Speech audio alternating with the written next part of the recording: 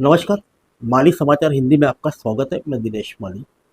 इस रणनीति से अगड़े पिछड़े में बटे हिंदू समाज को साध रहे हैं मुख्यमंत्री योगी। ये भाव जगाकर बड़ी लकीर खींचने का प्लान। आइए जानते हैं विस्तार से। विधानसभा उपचुनाव में अयोध्या की मिल्कीपुर और अंबेडकर नगर की कटेहरी सीट की जिम्मेदारी लेने के बाद सीएम योगी आदित्यनाथ के फैसले को भले ही सियासी कदम माना जा रहा हो, पर इसके मायने दूरगामी हैं।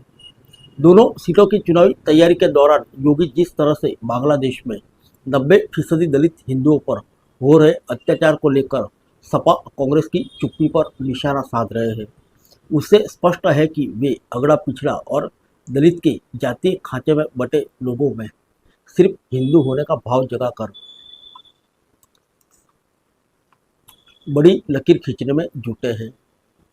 इस उपचुनाव के बहाने योगी जिस तरह प्रखर हिंदुत्व के एजेंडों को धार दे रहे हैं, उसका असर उपचुनाव में ही नहीं बल्कि 2027 के चुनाव में भी देखने को मिल सकता है। दरअसल अयोध्या भाजपा के लिए प्रतिष्ठा और आस्था का बड़ा केंद्र रहा है, इसलिए पार्टी को यह उम्मीद थी कि लोकसभा चुनाव में फैजाबाद सीट पर जाति वोट बैंक नहीं बल्कि हिंदू वोट बैंक के बल पर चुनाव जीत लेंगे, लेकिन परिणाम इसके उलट आया। इसकी वजह यह भी थी कि विपक्ष के संविधान में बदलाव और आरक्षण खत्म करने के दाव ने हिंदुओं को अगड़े पिछड़े में बांट दिया। इससे सबक लेते हुए पार्टी फिर अगड़े पिछड़े में बटे समाज को एक हिंदू वोट बैंक के तौर पर तैयार करने के प्रयास में जुटी है। इसकी जिम्मेदारी खुद मुख्यमंत्री योगी ने अपने कंधे पर ली है।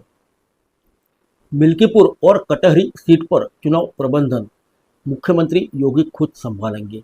उसके पीछे दो प्रमुख वजह बताई जा रही है। एक तो यह कि वे लोकसभा चुनाव में हार के बाद से भाजपा के हिंदुत्व के एजेंडों को लेकर विपक्ष के सवालों का मुंहतोड़ जवाब दे सके। दूसरा यह कि रामनगरी की धरती से अगड़े पिछड़े में बटे हिंदू समाज को फिर एकजुट करने की मुहिम शुरू कर पूरे प्रदेश के दलित और पिछड़ों को विपक्ष की कूटनीति के बारे में जागरूक किया जा सके।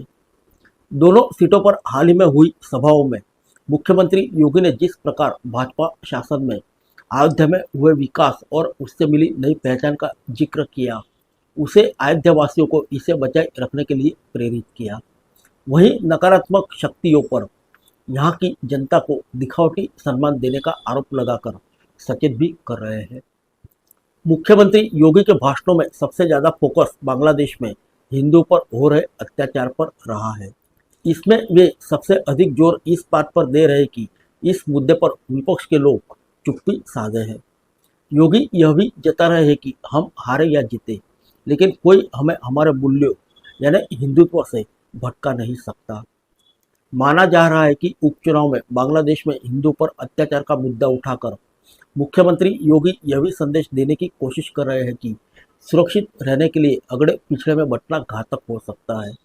इसलिए योगी बार बार बांग्लादेश में प्रताड़ित होने वाले हिंदू में 90% दलित समाज की बात उठा रहे हैं। अपने भाषण में सीएम अगड़े पिछड़े में बटे हिंदू समाज को यह भी समझाने का प्रयास कर रहे हैं कि बांग्लादेश में हिंदुओं पर अत्याचार को लेकर विपक्ष ने इसलिए चुप्पी साध रखी है क्योंकि यहाँ पर हिंदू कोई वोट बैंक नहीं रहा है।